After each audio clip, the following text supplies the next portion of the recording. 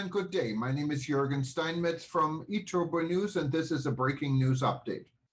For more news updates and shows, please go to youtube.com/travel news group.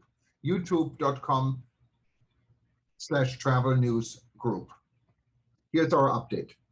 Fraport is critically reviewing its Russian investment day by day. At a special meeting today, Fraport AG's supervisory and executive boards dealt intensively with the company's minority stake in the Pulkovo Airport operating company in St. Petersburg. The supervisory board and executive board of Fraport AG both agree that there is absolutely no justification for Russia's aggression. Russia must end this war immediately.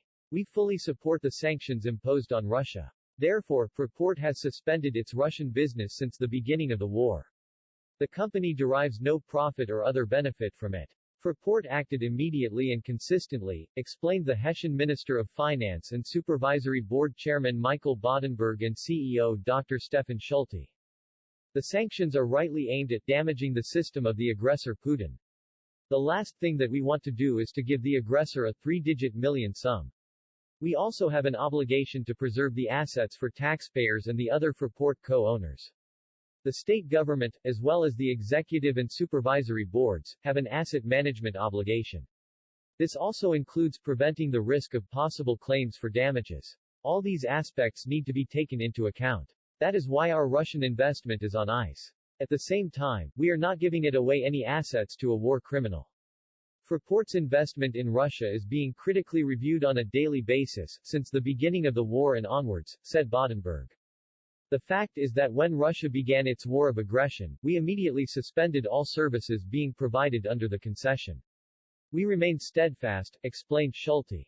The chairman of the supervisory board convened today's meeting in order to be able to jointly evaluate the available findings.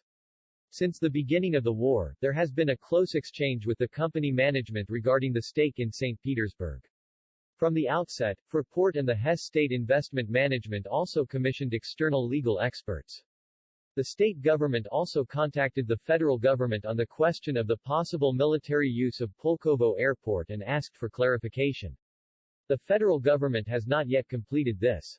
The situation is clear, if not satisfactory. Fraport currently cannot do anything more than suspend this investment. If there is solid evidence that Pulkovo Airport is also being used for the war against Ukraine, we have a new situation. This could also apply to future sanctions being imposed. Therefore, we are assessing the situation day by day. We will continue to act consistently for Fraport, our state and the shareholders. It is also clear what is not possible, acting without legal recourse, based on pure wishful thinking, or even leaving assets to the aggressor, said Bodenberg. CEO Schulte made it clear, neither Fraport as a minority shareholder nor the co-shareholders of the operating company have any influence on the type of flight movements at Pulkovo Airport.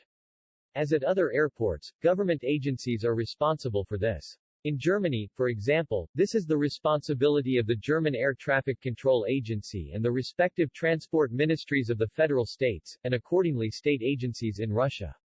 We still have no indication that any armed military flights involved in the Ukraine war are being handled via Pulkovo. However, we cannot rule out flights for government officials. The supervisory board decided that its investment committee responsible for the company's holdings, headed by the former Hessian Minister of Economics Lothar Klemm, should deal intensively with Pulkovo and meet at frequent and regular intervals in the future in order to bundle all findings and be able to react quickly to current developments. The supervisory board will meet again soon to hear external experts commissioned by the company and the investment management.